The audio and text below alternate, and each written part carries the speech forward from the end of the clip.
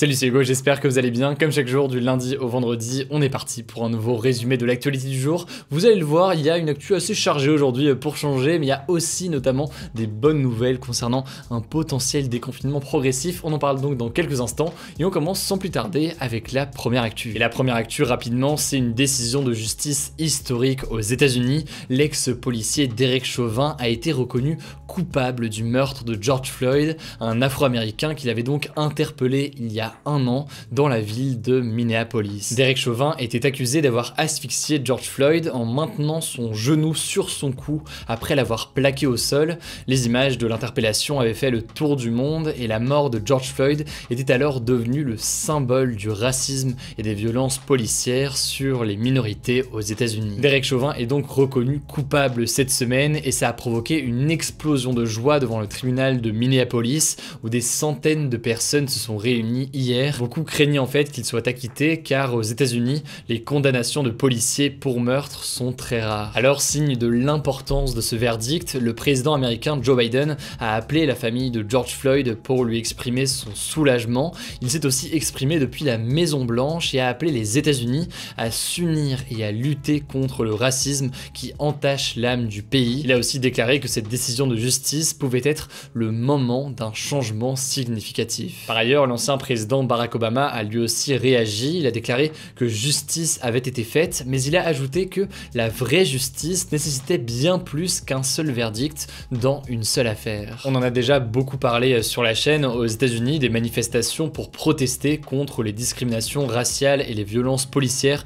se multiplient depuis le décès de George Floyd il y a donc un an, le tout dans un climat de débat et de tension assez important. Récemment, toujours à Minneapolis, la mort de Daunte Wright, un Afro-Américain âgé de 20 ans tué par une policière lors d'un contrôle routier, avait provoqué là aussi une nouvelle vague d'indignation. Alors pour faire face à ce problème, Joe Biden a déclaré vouloir mettre en place des réformes de la police et du système judiciaire. C'est des réformes qui sont très sensibles et qui font fortement débat, notamment au Congrès entre les démocrates, donc le camp de Joe Biden, et les républicains, le camp notamment de Donald Trump. Il y a des débats, des tensions assez importantes sur ces sujets.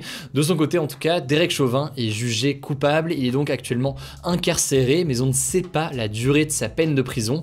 Le verdict et la durée exacte de sa peine de prison devraient a priori tomber dans les prochaines semaines. Allez, on continue avec le sujet du jour. Vous l'avez vu dans le titre, la réouverture des terrasses et l'allègement du couvre-feu devrait bientôt être annoncé. Et ça fait plaisir. Je me permets d'avoir un grand sourire du coup, puisque si c'est confirmé, ça fait plutôt plaisir. En fait, d'après plusieurs médias, dont l'AFP, mais aussi Le Figaro, il y a deux dates importantes à retenir. La première date, c'est le 3 mai prochain, donc dans un peu plus de... Là, on est quoi? Donc un peu plus d'une semaine pour faire très simple.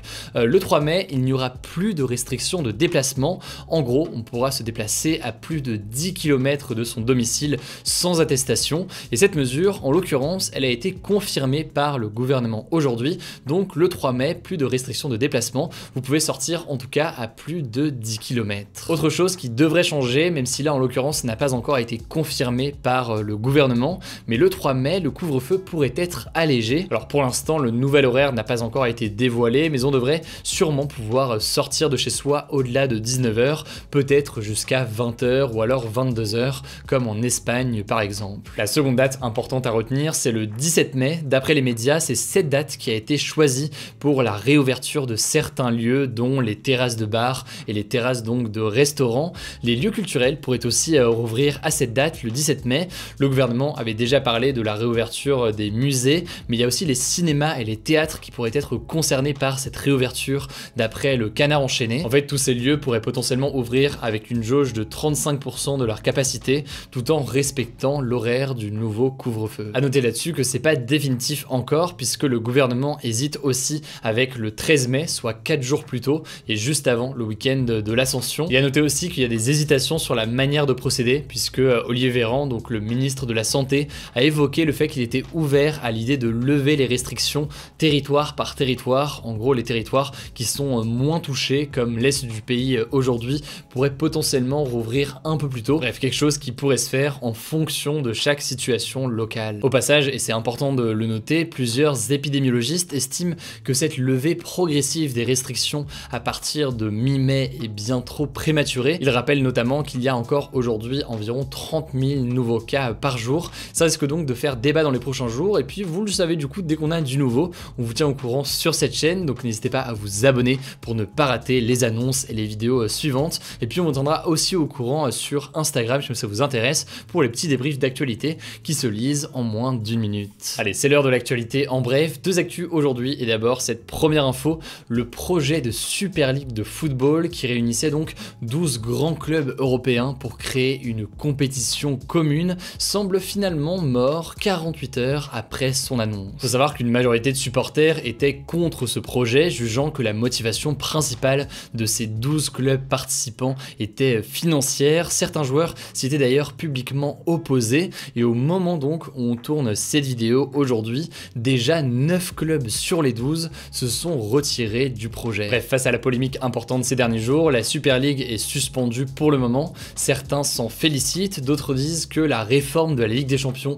prévue pour 2024 n'est pas beaucoup mieux que la Super League et elle favorise les grands clubs. Bref, là on va pas rentrer dans tous les détails techniques, mais ça me semblait important de vous faire déjà ce petit point et puis pourquoi pas, on en reparlera dès qu'on a du nouveau. Deuxième info qui n'a rien à voir mais qui me paraît assez importante à évoquer aujourd'hui, plus de 1 million de Français, principalement des habitants qui vivent hors de la ville, boivent tous les jours de l'eau polluée par les pesticides, selon une étude de l'asso UFC Que Choisir. En fait, d'après cette enquête, l'agriculture est la première cause de pollution de l'eau potable en France, notamment parce que les agriculteurs peuvent utiliser des pesticides pour leur culture et certains de ces pesticides sont soupçonnés d'avoir des effets néfastes sur notre organisme. Alors l'étude rappelle que la qualité de l'eau progresse quand même au fil des années, mais en l'occurrence donc 2% des consommateurs ont encore accès à une eau qui n'est pas conforme aux réglementations et donc potentiellement dangereuse pour leur santé.